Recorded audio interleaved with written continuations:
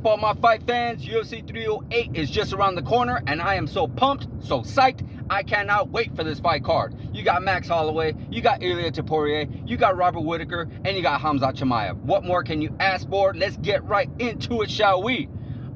In the main event, you got Max Holloway trying to go for greatness again, trying to become a two-time featherweight champion of the world, trying to regain that strap that he once held years ago, taking on the champion Ilia Topuria, who just got that belt back in February by defeating and knocking out the one of the greatest of all time in the featherweight division, Alexander Volkanovski. So guys, this is going to be a very, very intense fight.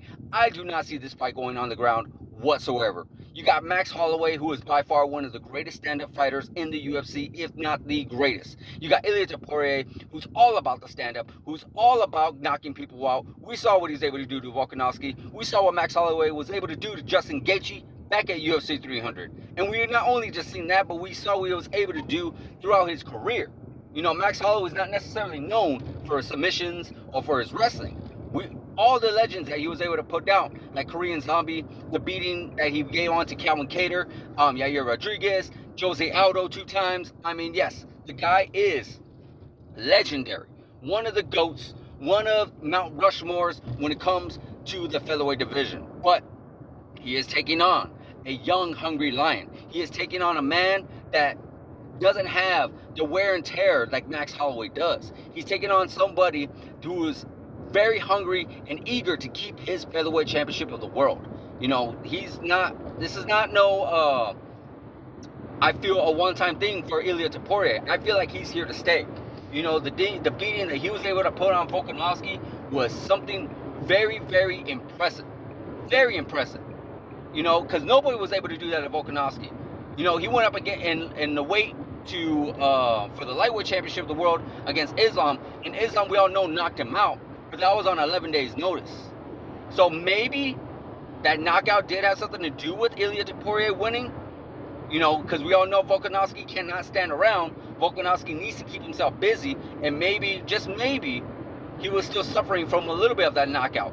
Or the fact is, Volkanovski was still at his A game. Volkanovski was still, the Volkanovski we all know who was once pound for pound number 1. And Ilia Topuria was able to knock him out. But again, Ilia Topuria is the fresher fighter. He is the younger fighter, but he is not the most experienced fighter. You know, Max Holloway has light years experience on Ilia Topuria. Max Holloway has been in there with some of the greatest of all time. Max Holloway's stand-up is always been on point. He's always so crisp. He's always ready to brawl with anybody, even in lightweight. When he went against Justin Gaethje, that crazy performance that he was able to do. You know, a lot of people counted Max Holloway out, even me included. I felt like, you know, Justin Gaethje was just going to be too big and it was going to be too much for him. But the fact that he was able to do something that nobody has ever done to Justin Gaethje, which is knock him out cold, yes, extremely impressive. Extremely impressive, but we cannot hold that to Max Holloway. Why? Because that's a higher division where he's able to be more comfortable with his weight, where he's not struggling to make weight. You know, he's able to sit on that muscle. He's able to sit on some of that fat. He's able to be a little bit more comfortable walking around. This is at featherweight, where he is cutting down the weight. He is cutting down, and he, again, he's knocked out a few opponents. Like we saw what he was able to do to Korean Zombie. But after that, he stopped guys like Anthony Pettis, who cut down weight, and he stopped a much older Jose Aldo. Other than that, he hasn't necessarily stopped anybody, so I cannot see a whole lot of power coming from Max Holloway in this fight.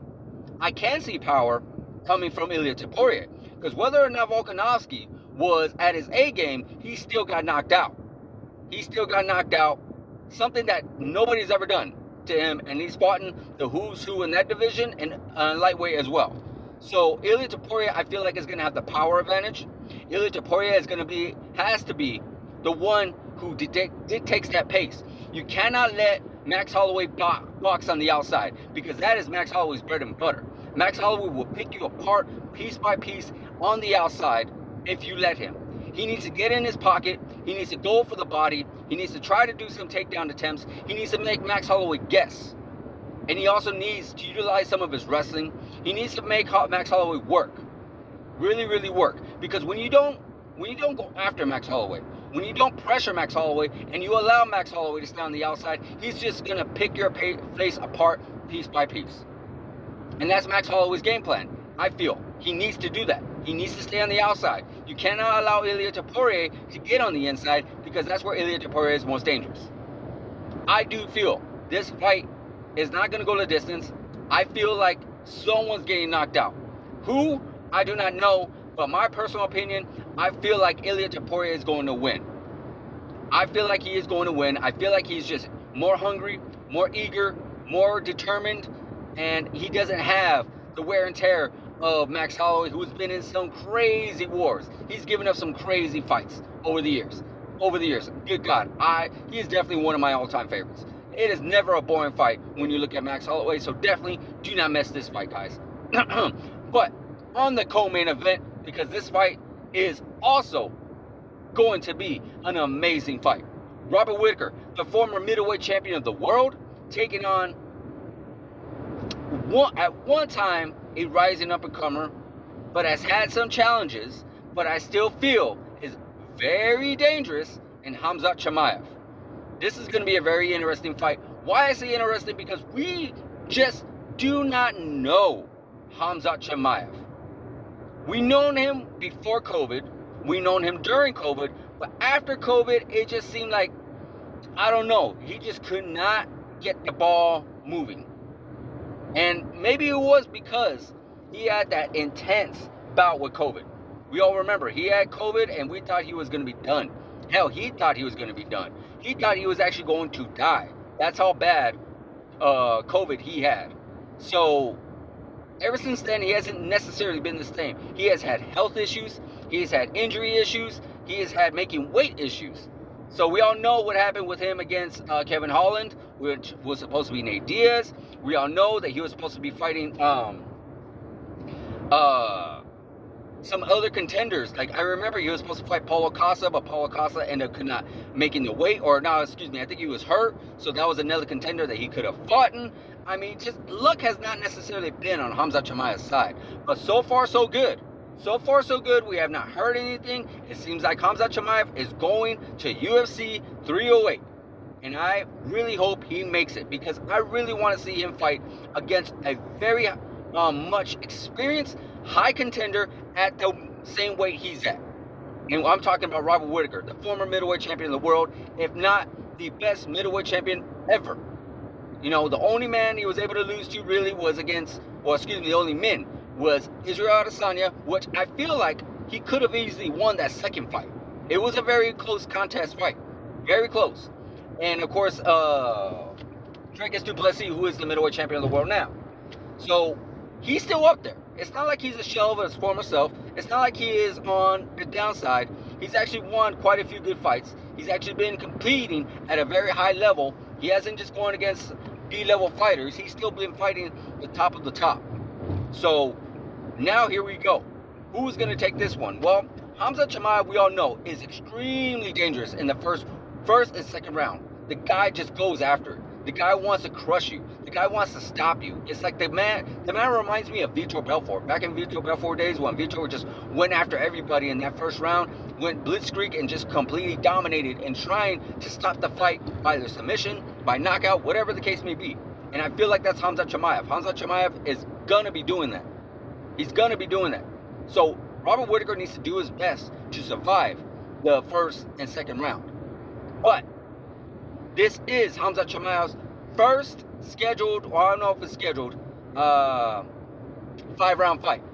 If he goes 5 rounds, rounds 4 and 5 are going to be all Robert Whittaker, unless Khamzat Chimaev surprises us. Because we've seen his fight against Gilbert Burns, and we all felt like if that went 2 more rounds, Gilbert Burns may have took it. We've seen his fight against Kamaru Usman. When Kamaru Usman was scheduled it was a late notice fight, and he was like 10 days, got a 10-day notice, and we feel like Kamaru Usman, if that was 2 more rounds, Kamaru Usman very well could have won that fight. So we just do not know. We know that he gets tired, but who knows? Maybe he does get tired, but maybe he gets that second wind and he's able to come back hard and strong in that 4th and 5th round. But we just do not know because he's never been in the 4th and 5th round. Robert Whittaker has. Robert Whittaker has a lot of experience in the 4th and 5th round against a high-level competitors, against high-level competition, like Israel Adesanya, like Yoel Romero, and a few others. He's been in there. So he's experienced. But can he handle the wrestling of Khamzat Chimaev? Can he handle the power of Khamzat Chimaev?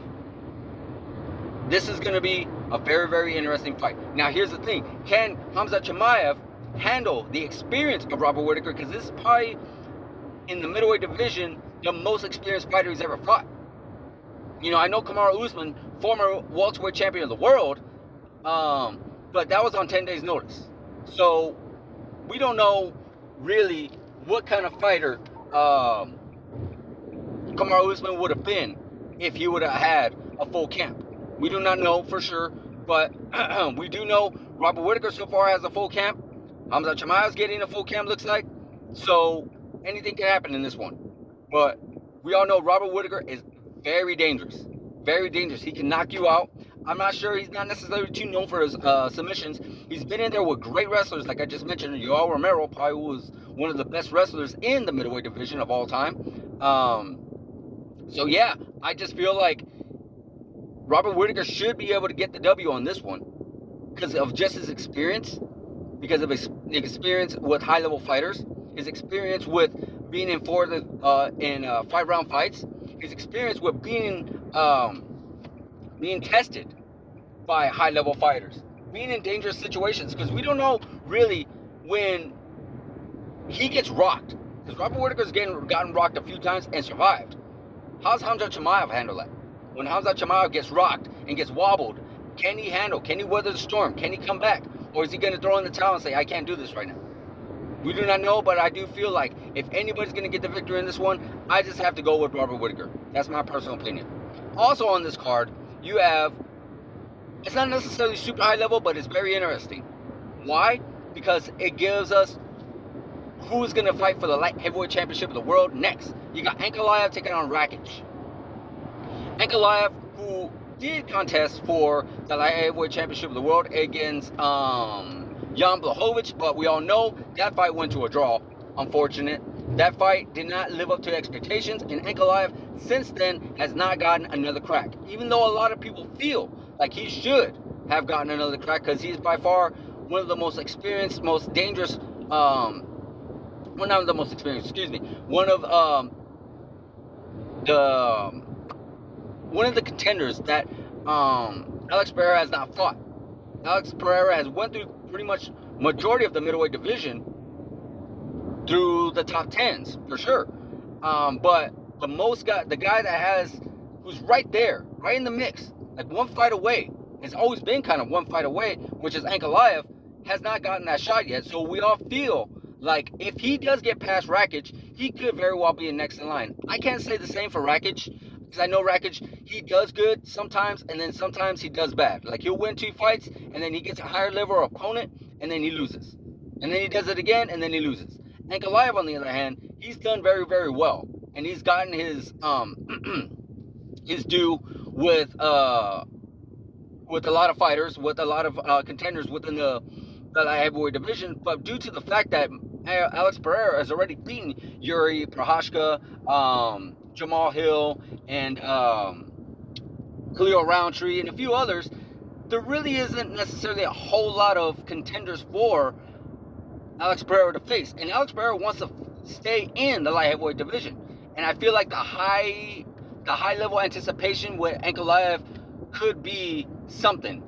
We all know Alex Pereira is a big star, but there really isn't a lot of big stars in the light heavyweight division. But there is some anticipation, and why there's some anticipation about this fight with Ankalaev, if Ankalaev does get past Rakic, is because Ankalaev is a high-level wrestler, and that's something that Alex Pereira has never went against. Really. We all know, though, that Ankalaev is